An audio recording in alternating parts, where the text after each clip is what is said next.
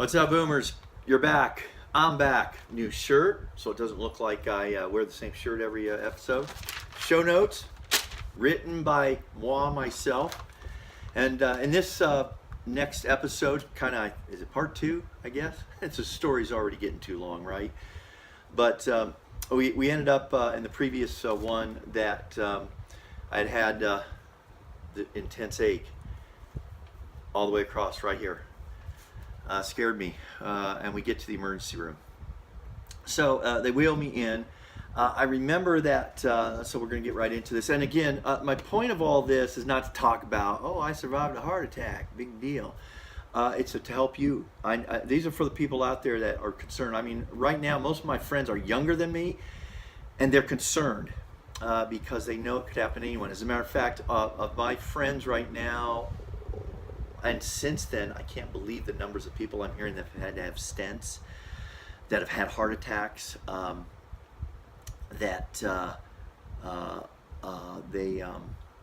had, he's a couple years younger than me, had triple bypass surgery. The others have had stents and been great, but I got to tell you this, 100% of them still alive, even 5-10 years later.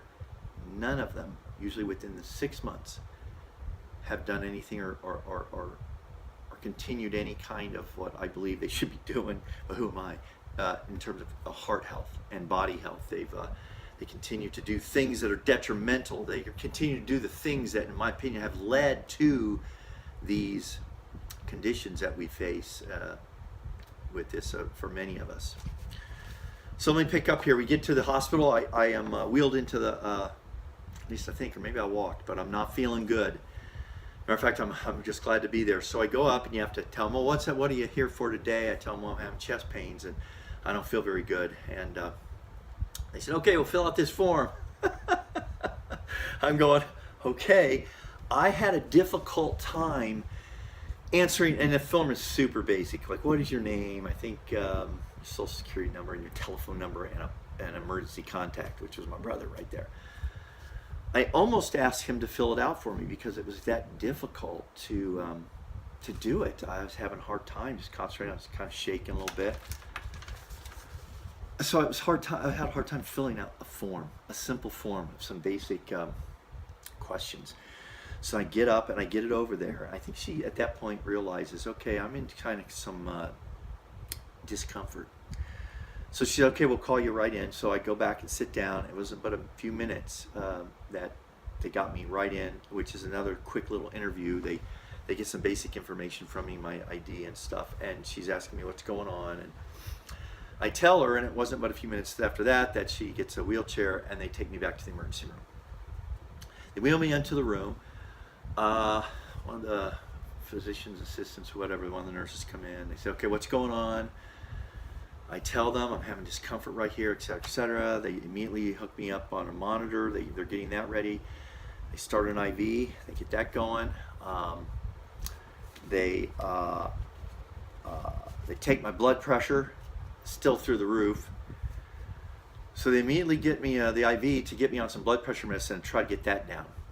I can't remember if it was after the EKG or before, but I think then they give me a nitroglycerin patch. Right here, and they're putting all the tags on me. Okay, so next thing you know, they're monitoring pretty quickly after that they set up for the EKG. It's a pretty basic thing, and they wheel me back to an EKG room. A lot of places will just they bring you the EKG to your room, but so they take me around the corner and I go in for this EKG, and I hear. It takes like 2 minutes, right? And she gets on her little walkie-talkie and she says, set up room number 1 ASAP.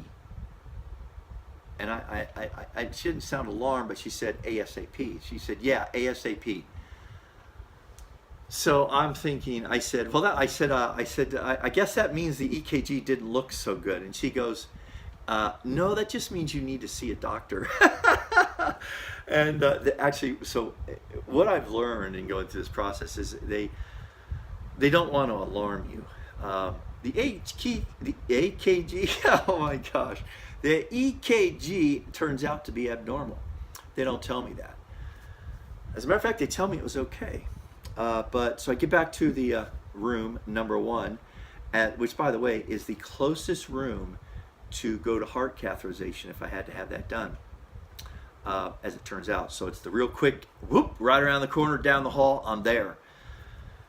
And at that point, so I'm sitting in there now, and they're just monitoring everything. So they draw the blood. A couple hours later, the blood work comes back, and I'm feeling more comfortable now. Oh, and during that time, I'm feeling better a little bit. The ache is subsiding. You know, they got the glycerin going and all that stuff. And I said, you know, I had this hamburger I told you about this afternoon, and I'm having some indigestion. Could I get like some antacid? Because I think maybe that's what all this is about. The guy says, absolutely. Let me talk to the doctor. So they order up a cocktail for me. I get a cocktail there in the emergency room. It's called a Upper GI Series cocktail. It tastes like a real powerful Malox with some other things in. That's a numbing agent, which is to help whatever. That was a little weird because he says you're going to feel a numbing thing for a few minutes, but don't worry about it, you know. And I did, and boy, that knocked out the indigestion like that. So I'm feeling like, maybe this is just one of those false alarms. I'll feel so embarrassed. You know, it was just my acid reflux. So first blood work comes back. Doctor comes in. This has now been at least 3 hours later. He says, Phil, good news and bad news, or concern. He says, here's what we want to do. Your EKG looks okay. Your blood pressure's come down. But there is a marker in the blood. It's this enzyme that does indicate possible heart distress or attack. He says it's slightly elevated, and because of that and your family history, I'd like you to stay overnight for observation. Well, at this point, I'm thinking, let's not mess with this. You know, I'm thinking, fine, I'll stay. Thinking I'll get out in the morning. All this will work out. And if it is something serious, at least I'll be here at the hospital. So they don't know if they have a room for me. So finally, though, and I said, I'm fine, just stay in the emergency room. I've got like a private room, sort of.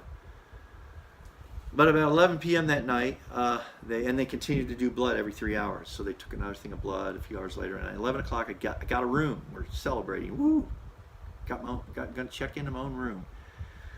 So I get wheeled upstairs to my room. And I'm nervous. I mean, you know, I can't sleep in a hospital. And the guy next to me, he's in a bad way. He's, you know, this and that. Kind of sad.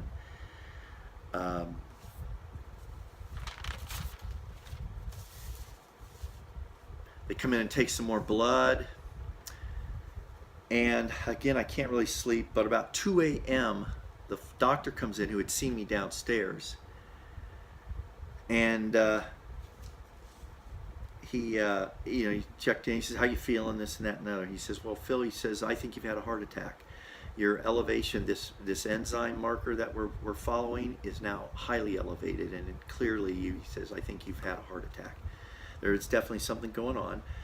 What's going to happen now is the next step is cardiologist will visit you in the morning, review the records, review things, and give his recommendation. He says, and as he had told me before, which I was going, I really don't want this. He says, the next step is a heart catheterization process. You know what that is? They go up through the groin, which freaks me out. I'm thinking, I don't want that, you know. But he says that, you know, that's what I think is the next step is going to be, because they need to find out what's going on. And so now I definitely can't sleep. But through the night, I'm reading about, you know, what is this thing? What's the process? And I see there's an option. They can go in through the arm, and I'm thinking, oh, maybe I'll if they have to do it, maybe they can do that. So I'm obviously up the rest of the night, and I'm just trying to be hoping for the best.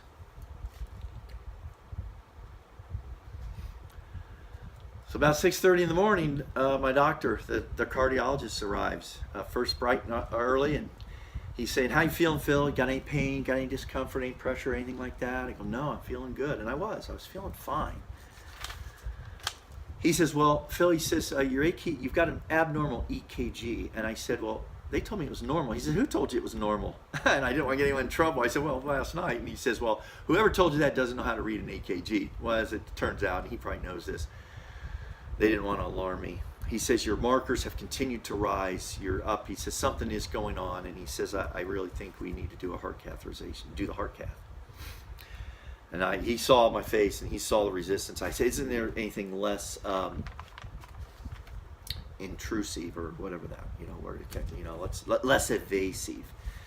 And he looks at me, he deals with this every day. He says, look, he says, yeah, we could do some things, but he says, with your markers and your EKG, he says, we really need to find out what's going on. We may find out nothing's going on, and then we're clear, or we may find out something and we can fix it, or worse yet, we might have to do open heart. Whatever. We'll know what we got to do. So I said, well, tell me about it. Tell me about it, because he could tell I was pretty nervous about it. And he says, look, Phil, he says, it's routine these days, and it's pretty much painless. We don't put you out. You're awake for it, which at first, actually, that sounded good to me. Okay, I can do that. I said, I'll be in, I'm in control. And so in discussing this with him over the few minutes, I said, I had to make a decision. I said, all right, let's go for it. And at that point, I really did feel a sense of making that decision was, yeah, we're going to find out, and we're going to get this thing done, whatever that takes. And so it was scheduled, and he said they would be up. There's only one heart cath room in this place, and they were busy. So I had to wait a little bit, and as it turned out, saw him at 6:30 or so. They continued to monitor things. They came in and did an echocardiogram. That was, of the heart, so they had that information. And at about 11 o'clock, they showed up to pick me up. There was a lot of communication during that morning with family, my kids, texts, calls, knowing that this is an important time.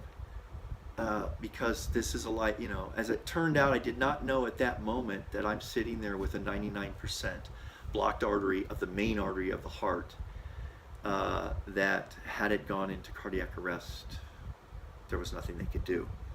And thank goodness the doctor, we had a good laugh the next morning. When I saw him again, how thankful I had was for him convincing me, because I said we had no idea then. I said, and then I even got, well, I'll tell you about that in the next episode. So 11 o'clock they came to get me, and that will be the next episode. And that's where I faced my mortality, and it was pretty heavy. But again, I can't encourage you more. If you're having signs or symptoms, don't wait till you have to see a cardiologist. Go in. If you've got the family history, if you've got overweight, if you've got higher cholesterol, these are all, especially if you've got these things, go get it. Start being proactive to take a look at what's going on, because heart disease, as I've learned, can not only be a heart attack, it can be avoided, it can be reversed. And I have hope for all of us out there that are that might be facing these things. So next episode, facing my mortality, as I sat there on the table and the procedure began. Hey, thumbs up, please subscribe, comment, give me your questions, tell me if you're part of the club, and again, if you've suffered a loss from someone, I'm really sorry about that, because as they said, sudden death is the first sign for a good percentage, like over 20-30% according to Harvard Medical School. That's the first sign of a serious problem with your heart. So it's not something you want to mess with. See you in the next episode, where I obviously find out the bad news and then the good news.